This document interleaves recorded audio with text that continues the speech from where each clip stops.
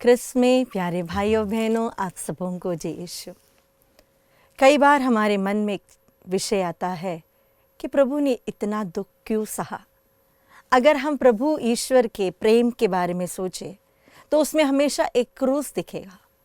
क्या प्रभु यीशु को ये क्रूस मरण इतना अनिवार्य था? क्या कोई और प्लान नहीं हो सकता था? प्यारे मित्रों, जब आदम और हेवा ने पाप किया तो वो ईश्वर से दूर हो गए। उनके लाइफ ऑफ ग्रेस वहाँ पर समाप्त हो गया। और संत पौलुस हमसे कहते हैं पाप का वेतन मृत्यु है। तो हम सब मानव जाति के अंदर पाप आ गया और उसका वेतन भी आ गया। हम सब बहुत बिजी रहते हैं अपनी लाइफ में पैसे कमाने के लिए, कुछ चीज़ हासिल करने के लिए।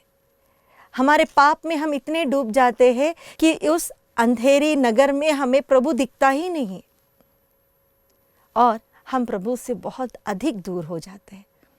तो जब प्रभु को पता था कि पूरी मानव जाति उनसे दूर होने वाली है तो उन्होंने अपना मास्टर बी प्लान अपनाया।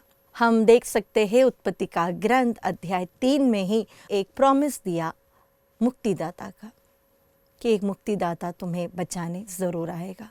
प्रभु यीशु वही मुक्तिदाता है जिसे पिता परमेश्वर ने हमारे लिए भेजा है।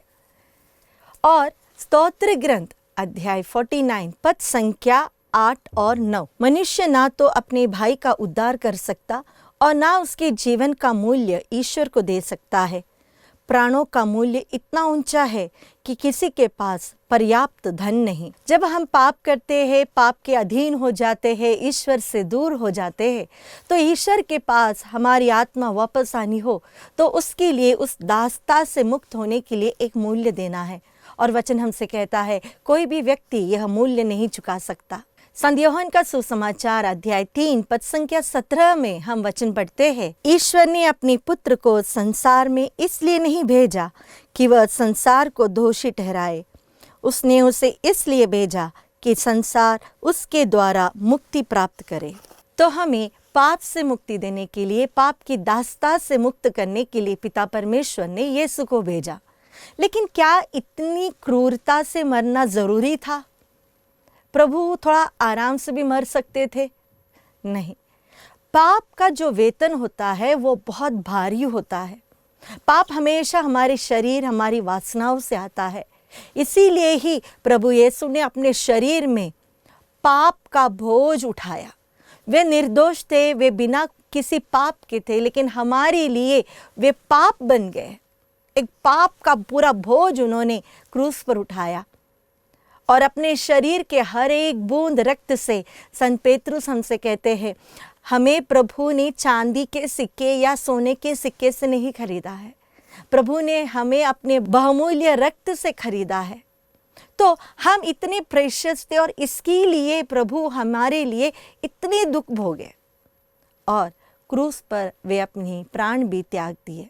जहाँ पर आदम और हेवा ने पिता परमेश्वर की आज्ञा नहीं मानी, वहाँ पर ईश्वर के पुत्र ने उनकी आज्ञा मानी। जहाँ पर अहंकार ने जन्म लिया था, वहाँ पर वे विनम्र बनकर ईश पुत्र ने अहंकार को हरा दिया। जहाँ पर मृत्यु की जन्म हुई थी, पिता परमेश्वर के पुत्र ने सूली पर मृत्यु को पराजय कर दिया और तीसरे दिन जी उठे। इससे अच्छा और कोई भी मास्टर प्लान प्रभु के पास नहीं था। अगर होता तो वो ज़रूर देते। प्यारे भाई और बहनों, इस चालीसा में हमें विशेष ध्यान यह देना है कि प्रभु ने जो दुख भोगा, जो कोड़े अपने शरीर पर सहे, जो रक्त के बूंदे बहाए, जो कांटों का ताज उन्होंने अपने सिर पे रखा, वह मेरे लिए था, आपके लिए था। हमारे पापों का दाम उन्होंने चुकाया है ताकि हमें अनंत जीवन प्राप्त हो।